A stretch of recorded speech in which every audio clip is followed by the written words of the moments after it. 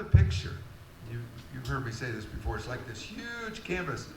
And okay, we have a nice little centerpiece for our canvas here. And it's like, okay, and God says, goes way over here, creates a little something. I'm like, God, how does this relate to that? And here's another experience, and then next day another experience, and 2 months from now another experience, and pretty soon, oh, I see how they relate. And pretty soon our canvas is a tapestry, so to speak, filled with beauty and wonder that all makes sense. And doves and sand dollars and dolphins and pearls and springs all make sense. They all come together. Pretty soon we'll be able to walk on the canvas then. Canvas doesn't become the kind of, well, that's that one experience I had from back in, you remember then, you know? No, it's my reality. I have several heavenly experiences that are very powerful for me that are on my canvas. In the beginning, I always went through a doorway. It wasn't really a door, but it was this access way. I always used that. It was on this canvas. It was my easy on-ramp. Nowadays, I don't have to use that one. Because that one, I think he gave it to me the first time so that it would be easy for me. But now he says, okay, so you've grown a little bit. Now you can come in through the back door, and you come through the screen door, you can come through, whatever. And he's got lots of ways to help us. Does your canvas expand? Yes, I think it can and should. It's bigger and bigger. So this morning I told Cheryl, I said, I love this song. It's an old song, and you would probably know, but the second verse is talking a lot about canvas here. And it was just a song I played on the Google this morning. I was like, I like this song. It's not too far to Neverland. No reason to pretend. And if the wind is right, you can find the joy of the innocence again. Oh, the canvas can do miracles. Just wait and see, believe me. That's the verse. Wow. The canvas can do miracles. Isn't that Christopher Cross? Why don't you read that to us one more time, John? It's not too far to Neverland. No reason to pretend. And if the wind is right, like his jacket there, if the wind is right, you can find the joy of innocence again. Oh, this is a little dangerous to say this, but he's got a magic carpet, okay? I'm sorry. I'm not really sorry, I'm doing this on purpose, it stretches. He's got this magic carpet, and this is my blood. Get in. You ready? Come on, hop on. Hop on. I want to take you on into the kingdom. Here we go. Here we go. I'm going to bless you with all spiritual blessings in the heavenly places. Come on. Let's go through the heavenly places. Come on. Let's go through the cosmos. And that's just the literal cosmos. How about the spiritual and heavenly cosmos? Come on, I just want to go through it. I want to show you beings. I want to show you creations that I've made and are waiting just to show you. Come on, right in this, it's not magic, but just, you get the point. It's a what? Mystery carpet, yes, okay.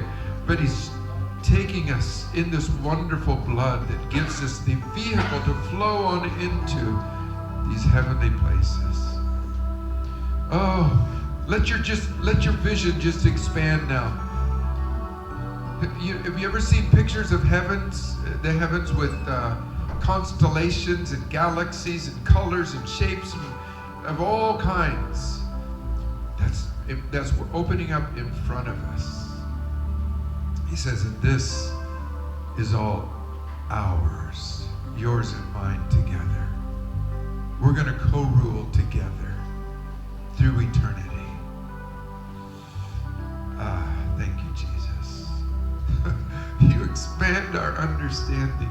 You expand our possibilities. You expand us to be able to believe for more than we ever thought possible.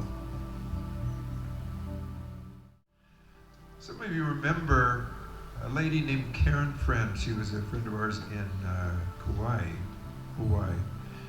And when we were there 2 times ago, we told her about angels and that she could have angels to help assist her in life.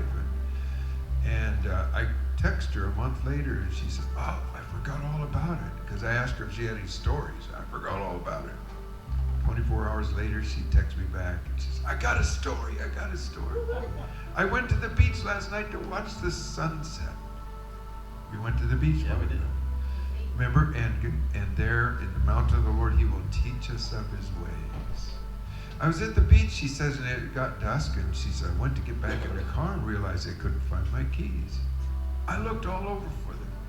Had to call my husband, come with another car, bring the other set of keys. We drove both cars home. It was dark. Next morning, I got up early. I went to the same beach. Tide had come in and out. I walked up and down the beach, couldn't find it. So I was just looking down like, God, you gotta send your angels to help me find these keys. I was just standing, head down. She said, I heard something say, look up.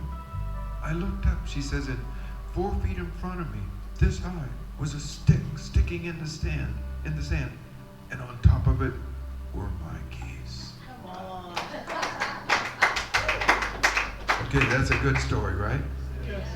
Well, now she's locked and loaded. She believes now. She's a believing believer now.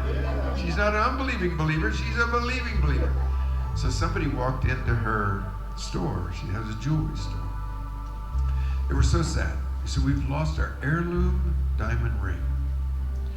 And I guess we're just going to have to buy another one. What do you have? And so Karen was helping them find a ring that would be just perfect for them, close to what they had. And then Karen says, you know, I lost my keys. Why don't you ask the angels to help you find your ring? Oh, I never thought of it. And these people weren't especially spiritual. They were Catholic, because later on there's something in the story.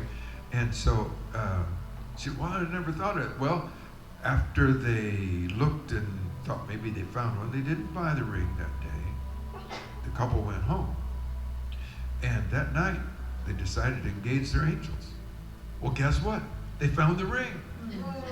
And guess what? Karen lost her sale. They were so elated about finding the ring and engaging the angels that they called their priest and told their priest, we engaged our angels and he helped us find the ring. So, the story lives on, you know? You begin to have an experience with the Lord, you get locked and loaded and dangerous. You might even lose a sale, but the kingdom is richer for it.